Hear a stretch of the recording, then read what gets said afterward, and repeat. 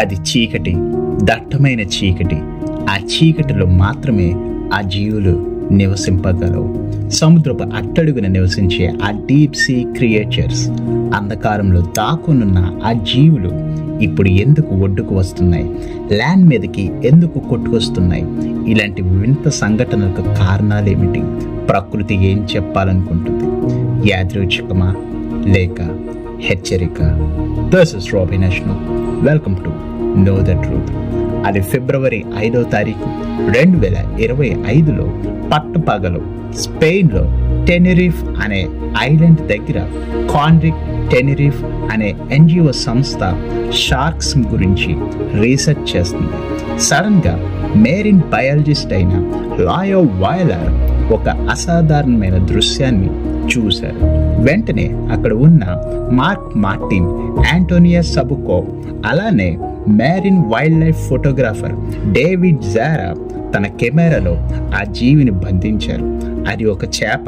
చేపలో విచిత్రం ఏముంది అని ఆలోచిస్తే ఆ చేప పేరు యాంగ్లర్ ఫిష్. ఇవి డీప్ సీలో మాత్రమే ఉంటాయి.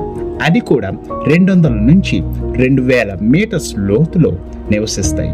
అక్కడ సూర్యరశ్మి రాదు, మొత్తం చీకటే ఉంటుంది. అంత లోతులో నివసించే ఈ చేప పైకి కొట్టుకుంటూ వచ్చింది. దానిని గమనించిన ఎన్జిఓ వాళ్ళు వెంటనే కాండ్రిక్ టెనెరిఫ్ తమ ఇన్స్టాగ్రామ్లో అప్లోడ్ చేయడం జరిగింది. ఆ వార్త మొత్తం ప్రపంచం అంతటా వైరల్ అవ్వింది. అది దెబ్బ తగిలి కావచ్చు, లేదా హెల్త్ ఇష్యూస్ వల్ల అవ్వచ్చు, లేదా ఏదైనా ప్రెడేటర్ నుంచి తప్పించుకోవడానికి కావచ్చు. కొన ఊపిరితో వచ్చి కొన్ని గంటలలో ప్రాణాలు విడిచింది. దాన్ని museum of nature and archaeology టెనెరిఫ్లో ప్రిజర్వ్ చేశారు. అదే ఫిబ్రవరి 2025లో మరొక డీప్ సీ క్రియేచర్ ఒడ్డుకు వచ్చింది, ఆర్ ఫిష్. దీనిని డూమ్ స్టే ఫిష్ అని కూడా అంటారు. ఇది 660 నుంచి 3280 ఫీట్ లోతులో నివసిస్తాయి. ఇవి 36 ఫీట్ వరకు పెరగలవు. రిప్పన్ల సిల్వర్ స్కేల్స్తో ఉంటుంది. జపాన్ వాళ్ళు దీనిని మెసెంజర్స్ ఫ్రమ్ సీ గాడ్స్ అని నమ్ముతారు. 2011లో ఎర్త్క్వేక్ మరియు సునామీ ముందు జపాన్లో ఈ ఓర్ ఫిషెస్ కనబడ్డాయి అని తెలుపుతున్నారు. దీన్ని సముద్రం ఒడ్డు నుంచి నీటిలోకి తరలించాలని ట్రై చేసిన అది ఒడ్డు వైపుకే వస్తుంది అని చెప్పుకొచ్చారు. శాస్త్రజ్ఞులు మేబీ డిస్ఓరియంటేషన్ వల్ల లేదా హెల్త్ ఇష్యూస్ వల్ల కావచ్చు అని వివరణ ఇచ్చారు.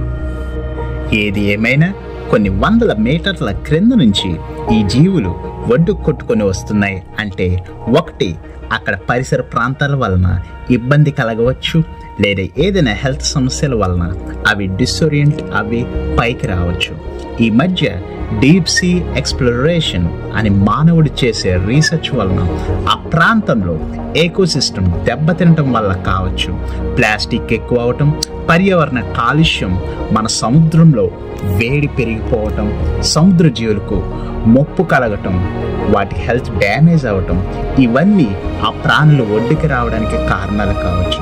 సముద్ర గర్భంలో వాల్కెనిక్ ఎరప్షన్స్ వలన కూడా ఈ డీప్ సీ క్రియేచర్స్ తప్పించుకోవటానికి బయటికి రావచ్చు. డూమ్ స్టే, వినాశనం, ప్రపంచం అంతం ఏదైనా సరే అది మనిషి యొక్క బిహేవియర్ మీద ఆధారపడి ఉంది. తాము ఉంటున్న ప్లానెట్ని ఏ విధంగా చూసుకుంటున్నారు, ఏ విధంగా జీవిస్తున్నారు, ఏ విధంగా బ్రతుకుతున్నారు, ఏ విధంగా మసులుతున్నాడు అనేది ప్రశ్నించుకోవాల్సిన సమయం వచ్చింది. ప్రకృతి హింసివచ్చు, మన చుట్టూ ఉన్న ప్రాణులు ముందుగానే పసిగట్టచ్చు. కానీ మన ఇంటిని జాగ్రత్తగా చూసుకోవాల్సిన బాధ్యత మన మీద ఉంది. This is Robin Ashnu. మీకు ఈ విషయాలు నచ్చినట్లయితే లైక్ చేయండి, షేర్ చేయండి, కామెంట్స్ చేయండి. మీ అభిప్రాయాలు ఏమైతే ఉన్నావో కామెంట్స్ రూపంలో పెట్టండి. సబ్స్క్రైబ్ చేసుకోవడం మర్చిపోకండి. Thank you all.